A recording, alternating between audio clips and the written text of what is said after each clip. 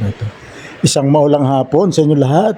Ngayon ay Agosto 19, 2026. At ito nga ay napanood natin na ngayon ay mukhang kinukuyog si Atty. Claire Castro or si Auntie Claire ng mga organisasyon ng mga teacher, mga individual teachers, saka mga organisasyon, ACTS, ganyan. At dahil doon sa kanyang binitiwang salita na di umano ay hindi pala di umano, talaga sinabi niya sa kanyang press briefing na may mga ilang teacher na yun nga, minsan ini-encourage pa mga estudyante na huwag galangin ng mga ang leader ng bansa.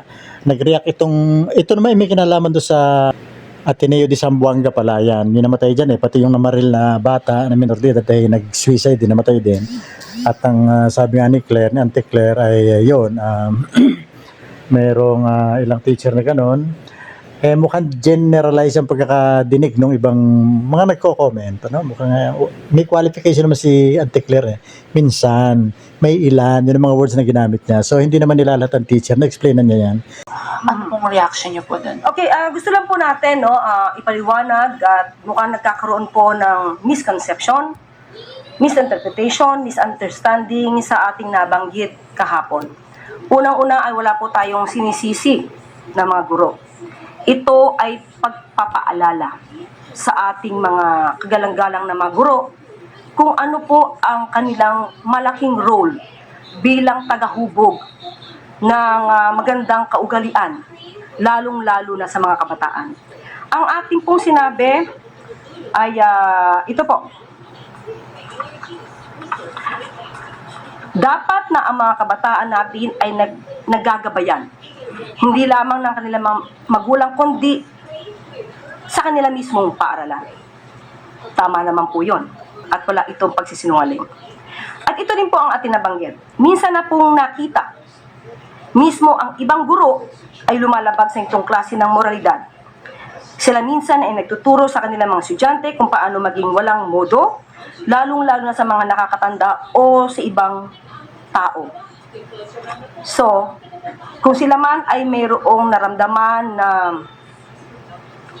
galit dahil sa ating tinuran, muli, gusto lang natin ipakita dahil baka hindi alam ng ating mga guro yung ibang nangyayari sa mga ginagawa ng ibang guro. So, nice ko pong ipaliwanag kung saan po ito nagmula para hindi po sila maiba ang kanilang pananaw sa ating sinabi. Dahil gusto ko rin po namang mapatunayan na itong ating sinabi ay naaayon din po sa mga naimbestigahan. Ito po ay isa lamang sa mga nakita natin. At ito naman ay nabalita na rin po. Ito ay patungkol sa nangyari, naganap sa Davao City, kung saan may mga, hindi ko na po babanggitin kung saan eskwelahan. Dito po ay mga estudyante mismo, may mga sinasabi habang nandoon ang Pangulo. Mahirap banggitin yung mga words. Hindi katanggap-tanggap para mga kabataan ang magsalita ng ganito. So, ibibigay ko na lang siguro sa inyo kung ano yung mga sinabi nila. Yung isa nag-start sa letter B, yung isa nag-start sa letter Y, yung isa nag-start sa letter M and H. So, mga salitang hindi sana namumutawi sa ating mga kabataan. Ako mismo ang nagkipag-ugnayan kay Secretary Sani Angara patungkol po dito. At nung una po ay nagkaroon ng pag-deny ang pamunuan. Ngunit nung mas malalim na pag-iimbestiga, nalaman natin ang katotohanan patungkol sa mga ginawa ng mga estudyante. At isa pa po ito, maliban po dito, at ngayon po ito ay under investigation pa rin po. Isa po itong video. Isa po itong video na gawa ng isang guro.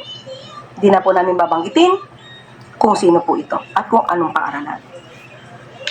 Dito po, mismong estudyante niya ang tinuruan niya ng mga salitang mapang-insult bilang pangalawang magulang sa ating mga kabataan, at hindi ko po kailanman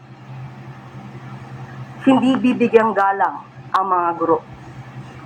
Dahil ang aking ina, hindi pa po ako pinapanganak, ay isang public school teacher sa Malolos Marcelo H. Del Pilar High School.